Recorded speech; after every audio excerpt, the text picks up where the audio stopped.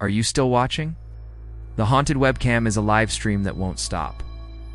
It's a horror movie based around the idea of an internet radio station that has a webcam set up to show whoever is listening to it what they are hearing. Just search for creepy live streams and you will find hours and hours of content warning videos. We're not going to do any of that. But this story is kind of different because it is a bit more elaborate and has a little bit more of a plot than most of those viral videos. Years before, Mary had written a letter to a local newspaper saying that she was being tormented by ghosts in her home. She picks up the microphone and explains that Thomas died sometime in the night. He was only 26 years old. After packing up, she leaves the house, never to return. When they arrive, it's in complete darkness. John wants to go inside, but Daniel stops him and shines his flashlight around. They notice that the front door is wide open, so they decide to go inside. They split up and begin searching for whoever was inside. People report hearing screams and other strange noises coming from inside. According to legend, the village is haunted by a demon who preys on the young. Over the years, 34 children have gone missing in Pluckley. No trace of them has ever been found. One day, a local man known for telling ghost stories set up a web camera in his home and waited for something to happen. While he was waiting, he spoke into the microphone and introduced himself. But when he stopped speaking, a strange raspy voice could be heard. It said, "Who is that talking? Stop him from recording." Then it began to scream. Many believe that it was the demon trying to stop the man from exposing it. One day, the owner of the home set up a webcam to see what was going on. At first, nothing happened, but then strange things began to occur. Objects moved, books fell off shelves, and sometimes you could even hear whispers. The audio levels would rise, then fall again. The locals say that the girl in the wheelchair is the ghost of a little girl who died in a fire in the house many years ago. The longer they look, the more things they find. One of the rooms is filled with children's toys, just like the ones Emily found in the attic. Let me know in the comments if you want me to do more of these kinds of stories. And while you're down there, be sure to hit that subscribe button so you don't miss any new episodes. I would also like to thank our supporters for making these videos possible. If you would like to support us, the link is in the description. I'll see you next time. In another room, they find old records lying around. And finally, they make their way downstairs to find a webcam set up in the corner. A faint blue glow emanates from the computer monitor, which shows the audio levels moving slightly. Neither of them says anything, but John looks at Daniel with a terrified expression on his face. They run upstairs and out of the house as fast as they can. But she warns everyone that whatever it was that killed Thomas is still in the house and is waiting for its next victim. Daniel tries to calm him down, but John insists that they need to drive faster. As they speed down the road, we can see the house in the rearview mirror. Suddenly, the engine begins to sputter and the headlights flicker. John turns the radio to a local station and we can hear a distorted voice on the other end, telling them to pull over and get out of the car. The voice sounds exactly like the host from earlier. John becomes hysterical and Daniel has to pull over. They step out of the car and the voice tells them to walk towards the house. And just like that, the film ends. The final shot is of the front door opening and closing slowly.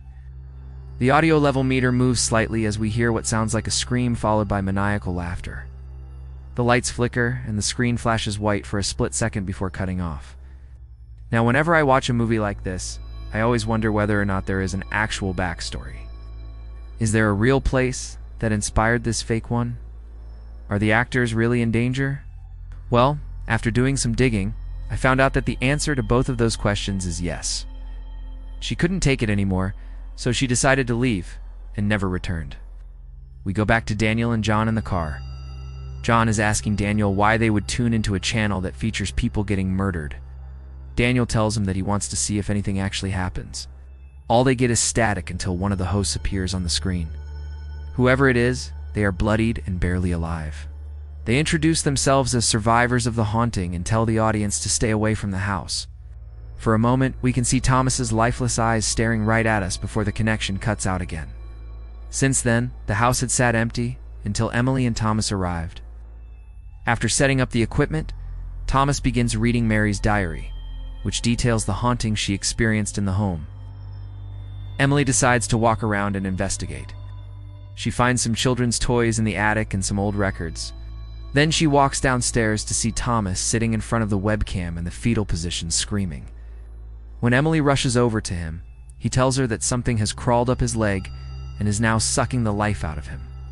He looks at the camera and says that whatever it is, it wants to get inside of it. Suddenly, everything goes black. But first, if you could let me know what you think of this kind of content in the comments. I'm really interested to know whether you like these more elaborate stories or the shorter true crime ones that I've been doing lately. And this one is different because it doesn't ever turn off. Unlike other found footage horror films, there is no ghost story with a tragic ending. There is no paranormal investigator or skeptical friend. It's just a webcam pointed at a microphone in a dark room with a faint glow coming from the computer screen showing the audio levels as voices, screams, and static fill the room. As the live stream continues, weird things begin to happen. Objects move and shadows appear and then disappear. Some viewers have even claimed that their own faces appear on the screen at times. The creepiness of it all comes from the fact that it seems so realistic. It could be anyone behind the microphone, and the camera could be placed anywhere. It's our worst nightmare that someone is watching us, and we don't know it. So here is the story of the haunted webcam and how it came to life. Hello, I'm your host. And when it comes to stories about live streams gone wrong, there are plenty of examples online. So the basic premise of the film is that a group of friends are tuning into an internet radio station looking for something interesting to listen to. They stumble upon a late-night talk show called The Other Side, where the host talks about all things paranormal. This is where we meet Daniel and John.